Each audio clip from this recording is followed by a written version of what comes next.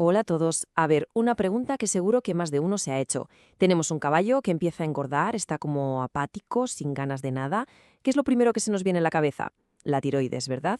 Pues bien, hoy vamos a meternos de lleno en el hipotiroidismo equino para separar el mito de lo que es la pura realidad. Y ya os adelanto que hay sorpresas. Esta es la gran cuestión, el punto de partida. Vemos un caballo con sobrepeso, que le cuesta moverse, que parece que ha perdido la chispa, y automáticamente pensamos que la tiroides no le funciona bien. Parece una conclusión lógica, pero ¿lo es de verdad? Vamos a verlo. Y aquí, zas, primer gran titular. Porque sí, aunque los síntomas nos hagan pensar en ello, la realidad clínica es aplastante. El hipotiroidismo de verdad en un caballo adulto es una auténtica rareza. O sea que casi siempre el problema está en otro sitio. Entonces, si no es la tiroides, ¿qué es? Pues en la inmensa mayoría de estos casos el verdadero culpable tiene otro nombre, síndrome metabólico equino.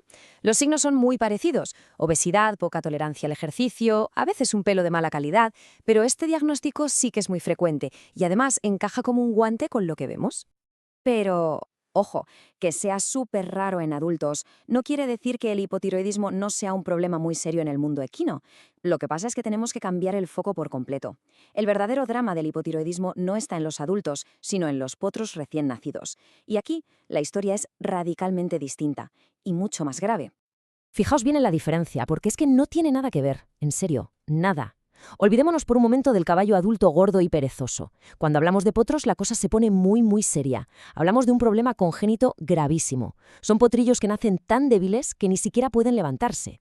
Pueden tener malformaciones como la mandíbula inferior más larga de lo normal, contracturas en las patas que les impiden moverse bien e incluso un bulto en el cuello, lo que llamamos bocio. Es de verdad una situación desoladora desde el minuto uno.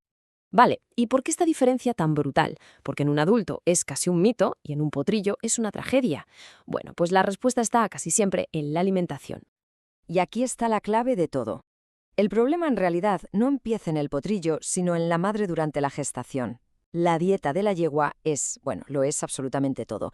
Y ojo, porque aquí viene lo interesante. No solo es malo que le falte yodo, un exceso de yodo puede ser igual de catastrófico. ¿Cómo puede ser? Pues parece una paradoja, pero un bombardeo de yodo puede llegar a bloquear la propia tiroides del feto, impidiendo que funcione. A todo esto, además, hay que sumarle otros factores de riesgo, como la falta de selenio o que la yegua coma ciertas plantas que interfieren con la tiroides. Si volvemos a los adultos, el origen del problema es completamente diferente y, como podéis ver, mucho más disperso. Ya no hay un único culpable claro. Estamos hablando de situaciones muy poco frecuentes, como tumores en la propia glándula, desequilibrios nutricionales muy extremos o incluso el efecto secundario de alguna medicación a largo plazo. Muy bien, ya sabemos diferenciar las dos realidades del hipotiroidismo. Ahora la pregunta es, ¿cómo se llega a un diagnóstico fiable? Y sobre todo, ¿qué futuro les espera a estos animales?